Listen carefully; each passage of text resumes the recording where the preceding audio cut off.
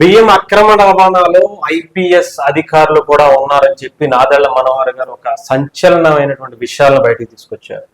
విజయవాడలో నిన్న మోడల్ ముఖ్యంగా రైతు బజార్లో నిత్యావసర సరుకులకు సంబంధించి ధరలు తగ్గిస్తూ ఒక నిర్ణయం తీసుకుని దాన్ని పంపిణీ చేయడానికి ఒక కార్యక్రమం కూడా పెట్టుకున్నారు. దాంట్లో నాదెళ్ల మనోహర్ గారు పాల్గొని చాలా కీలకమైనటువంటి విషయాలను బయటకు తీసుకొచ్చారు. ముఖ్యంగా గత ప్రభుత్వంలో వైసీపీ గవర్నమెంట్ లో జగన్మోహన్ రెడ్డి అండదండలు చూసుకుని ఐపీఎస్ అధికారులను వాడుకుని ఇష్టం వచ్చినట్టుగా అప్పట్లో బియ్యం అక్రమ రవాణా చేసినట్టుగా మనందరికీ తెలుసు. మొన్న ద్వారంపూడి చంద్రశేఖర్ రెడ్డికి సంబంధించినటువంటి కాకినాడలో ఆ పోర్టుకి సమీపంలో ఉన్నటువంటి ఆ జిల్లాలో సమీపంలో ఉన్నటువంటి అనేక గోడౌన్లను రైస్ గోడౌన్లను 10 గోడౌన్లను దగ్గరగా సీజ్ చేసినట్టుగా తెలుస్తుంది.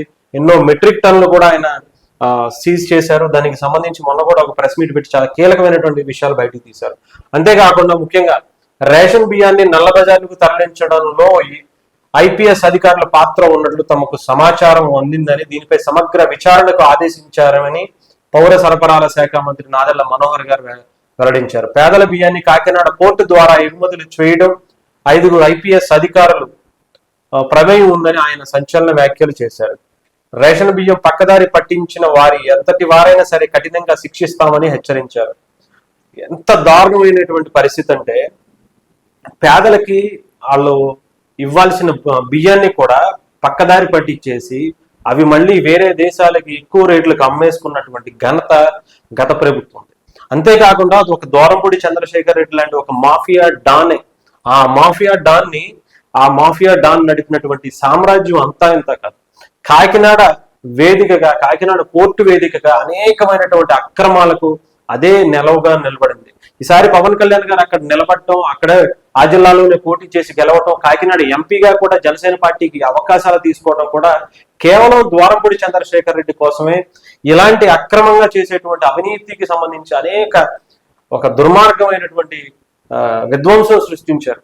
పేదలకు ఇవ్వాల్సినటువంటి బియ్యాన్ని కావచ్చు, లేదంటే ఇతర దేశాలకు గంజాయిని ఎగుమతి చేసుకోవడానికి కూడా కాకినాడ కేంద్రంగా అప్పటి ప్రభుత్వం ద్వారంపూడి చంద్రశేఖర్ రెడ్డి అనేక రకాలుగా ఉపయోగించుకున్నారని చెప్పి పదే అప్పటి ప్రతిపక్షంలో ఉన్నటువంటి చంద్రబాబు గారు కావచ్చు, ముఖ్యంగా పవన్ కళ్యాణ్ గారు అనేక మార్లు ఎత్తిన తర్వాత మళ్ళీ దానికి సమాధానం చెప్పకపోగా పైగా పవన్ కళ్యాణ్ గారిని, ఆయన ఫ్యామిలీని అందరినీ కూడా ఇష్టం వచ్చినటువంటి తిట్టినటువంటి వ్యక్తి ద్వారంపూడి చంద్రశేఖర్ రెడ్డి గారు.